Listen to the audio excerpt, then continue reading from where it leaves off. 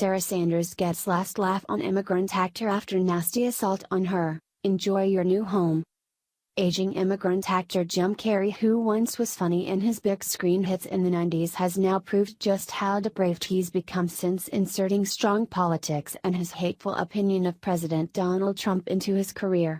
Carrey didn't learn from his female counterpart Kathy Griffin's devastating career demise when, in the immediate aftermath of the Parkland school shooting, he created a horrific masterpiece mocking the survivors. Now, he's back again, but not for long, after his nasty assault on Trump's White House press secretary Sarah Huckabee Sanders.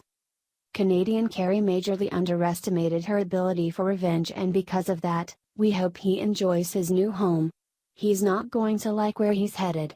Evidently, the ignorant liberal actor didn't think that his blood-drenched flag art with a child's body draped over it was grotesque and disrespectful enough. He also seemed to want to one-up Griffin's decapitated Trump head replica by going after the president's right-hand woman. Sanders is doing an incredible job in his administration despite being the constant target of attack by deranged liberal comedians. Almost every member of the Trump administration has taken their fair share of heat for the unpopular political beliefs that they support. It's normal for those who oppose a president in Washington to stand up against his entire cabinet and administration.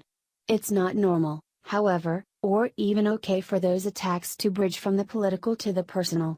Sanders has had more than her fair share of this abuse from those who identify themselves with the party that is allegedly pro-woman. Carrey proudly shared his finished work of art with his 17 million followers on Twitter, who didn't seem to appreciate his disturbing piece depicting Sarah Huckabee Sanders and conveyed an even worse message. In fact, he outraged much of the country with his horrific anti-American painting that proves he doesn't belong in this country and needs to head back to Canada, where he's from, if he hates so much about our country, our president, and the people who work for him. USA Today reports. If something is smoking, perhaps it's from the heat Jim Carrey received after sharing a portrait online that bears resemblance to White House Press Secretary Sarah Huckabee Sanders. The kidding actor shared his artwork on Twitter Saturday with a scathing caption. "This is the portrait of a so-called Christian whose only purpose in life is to lie for the wicked. Monstrous," he wrote. Twitter users knocked Carrey for his use of the word Christian. "We all sin," one user tweeted in response. Another shared a meme of someone lifting the lid of a trash can. "Hey look, celebrity opinions," the photo's text read. One Twitter user shared a photo of Carrey, writing, "And this is the picture if, sick, a has-been, who hasn't put out a decent movie in 15 years. It's bad enough that so many celebrities have become liberal activists since Trump was elected, using their public platforms to perpetuate hate with divisive messages they constantly share. However, Carrey has just outdone them all and apparently doesn't seem to care if he has an acting career left after this. After all, he can always pursue his dream of being a repulsive political artist after debuting his latest in a series of hateful pieces he's recently created. You know you're in the wrong when the fans who stood by you through a litany of past depraved political art pieces he shared are now saying that he's crossed the line. It's fine to be controversial in art pieces, but Carrey is being vile. Personal attacks are not okay, and the Canadian will now likely have to head back home to Canada, where he's far more accepted than here in America. Not that anyone would ever assume he's an intelligent person, but Carrey must have missed the memo that citizens in this nation are fed up with celebrities' attacks on Trump and his administration.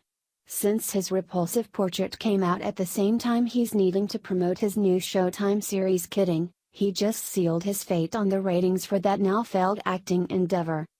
While Carrey seems to be enjoying and even profiting from the First Amendment right he's given here in America as an immigrant, why does he stay in the country he seems to detest and disagree with so much?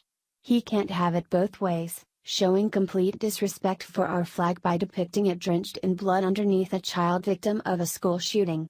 Adding to that sickening sentiment, he intentionally altered the words of our national anthem to introduce his blood-soiled flag image, doubling down on his hate for America.